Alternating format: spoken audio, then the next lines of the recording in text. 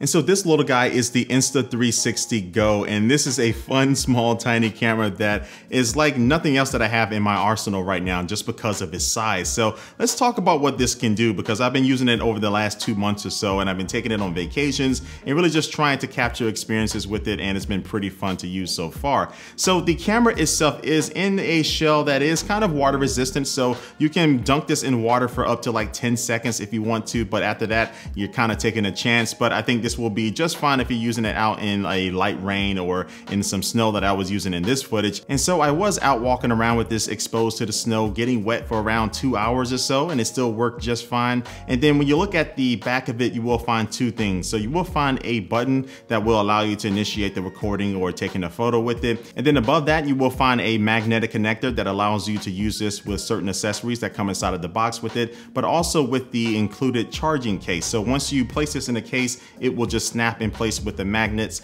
And then now when it's inside of the case can charge it, and you can get around 2.5 times of fully charging this camera. And so the company says that the average battery life of this will allow you to take around 200 video clips, averaging around 20 seconds each, which is a lot. And I took this on vacation for around 5 days or so, and I didn't find myself needing to charge the case again because I only average around maybe 50 or 60 clips per day. So yeah, I think the battery life is gonna be great for most people. Now, when you do need to charge the case, it does have a micro USB port on the side of it, and it comes with a micro USB to USB-A cable to do that. But then also, as far as like transferring your photos and videos off of the camera over to a device like your phone, it does come with a micro USB to USB-C cable. So if you have like an Android phone, you can do that. But then for the iOS users out there, they went a step further for you because they have a built-in lightning connector just built right into the case. So now you can just plug this into your iPad or to your iPhone and just transfer those photos and videos. But the one bad thing about this connector is that it's just not long enough. So when I'm trying to use this with my iPhone that's inside of a case,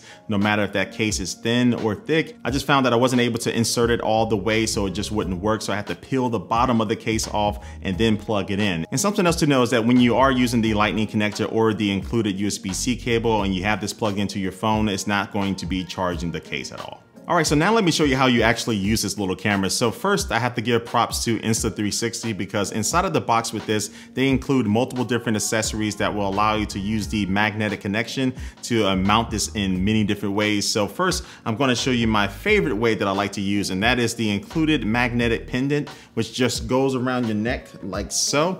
And then now they say that this works best if you only have like one layer of clothing between it and your camera. But if you do place it underneath your shirt like this, and you also put like a light little rain jacket on, it still works fine. But anyway, once you get this underneath your clothing, you can now just take the camera and then boom, place it on just like so, and now it's ready to record. And then when you do want to start recording, you just need to press in on the front of the camera towards the bottom, and you will feel a little vibration, and then that means that it started recording. Now, sometimes this can be tough to do because the way that the camera lands on the pendant itself, when you do press down, you may find that it's not activating, so you have to move it around a little bit. But what I started doing is just pulling up the camera a little bit, which will also pull up my shirt, and then now I can get in there and just pinch the camera, which will almost always activate that button for me. Now, this is using magnets, so it's not gonna be the most secure connection. So if you are doing something really active and physical, you have to be a little bit careful. But I mean, accidental touches like this aren't just gonna make it fall off. But if you do just kind of do one like swipe or a continuous brush, it will come off pretty easily. So you have to be a little bit concerned about that.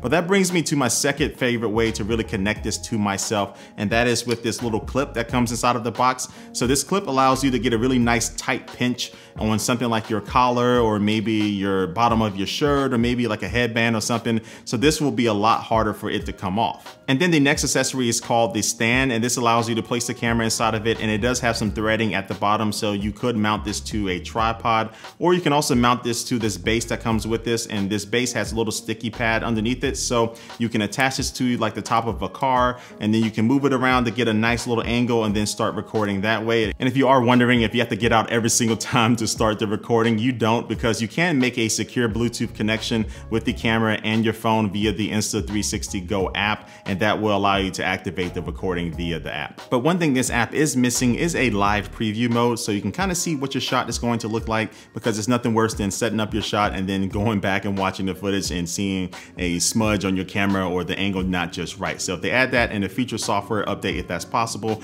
I would be happy. And then the last accessory is just this basic magnetic pad that does also have a sticky bottom to it. So this is great if you just want to attach the camera to a helmet, just in case you want to go riding a bike or riding a scooter, but it also works great with a flat surface like a wall or a window just to get a different angle. And so these are all of the accessories that come inside of the box, and I just really like the fact that it didn't make you go out and buy all of this stuff separately like they could have done, like some other companies do, but it just kind of threw everything in the box and just allowed you to just get up and running as fast as possible. But now let's talk about the video and the photo quality. Now I'm gonna throw up a bunch of specs about what this camera can do, but what you can see by the footage is that it's okay. Now it's not gonna be winning any awards and it's not gonna be beating out some of the other cameras that Insta360 makes. And so if you told me that a smartphone was taking this footage, I would be really upset. But if you're telling me that a camera this small is taking it, I can definitely appreciate it. And the biggest thing about the footage is that it has that flow state stabilization inside of the camera that allows you to get that really good, super smooth footage.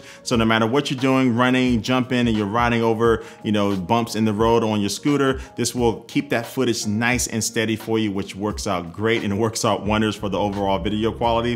And I just think that the quality itself is great for sharing on social media. So if you post some video up on Instagram, on the story, or just a post on your profile, I think it looks fantastic for those type of sites. But if you're trying to use this for like a big production or something like that, you may want to go with other options. And the good thing about this camera is that it is limited, but it still allows you to get some creative shots like this hyperlapse video that allowed me to be able to walk for about 10 minutes or so. And over the course of that time, it just kept taking photos, and then it put together this really cool video. And again, that stabilization really helped with making this video look really nice. And then also too, it has this barrel roll feature, which allows you to, after the fact, after you take a video, you can go into the app and you can actually just swipe across the video and then move it around like so.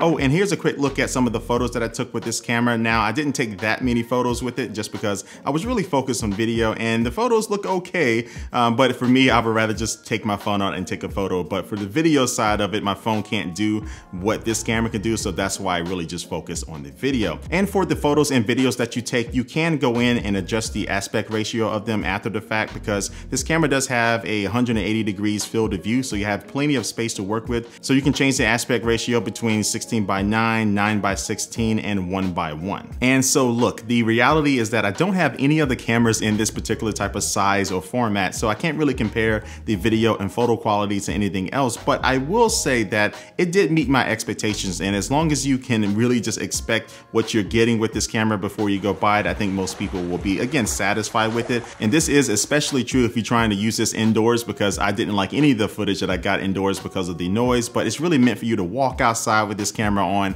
and really just enjoy the outside and nature and all that good stuff. All right, so now let me take you a little bit deeper inside of the app to show you some other things that you can do. So first, you can get in here and edit your video. So you can adjust the brightness and the colors and the saturation and all of that good stuff. But if you do just want a quick fix, they do have a bunch of filters to choose from. So you can add a filter onto your video to kind of make it Instagram ready. But then you can also get in here and trim your video down. You can adjust the speed, and also you can add some music. So they have a few options to choose from, or you can add some music from your iTunes library. But if you do want to take your editing a step further and just really combine multiple clips together, you can use their stories tab. So you can add these clips in, you can throw in some transitions, and you can do all of these different edits that I just talked about before. But also you can add some text to your video as well, and you can split your video clips up, and you just have a little bit more control over this. And this is a quick, easy, very easy editing way to be able to make a nice little compilation video and then share that with the world.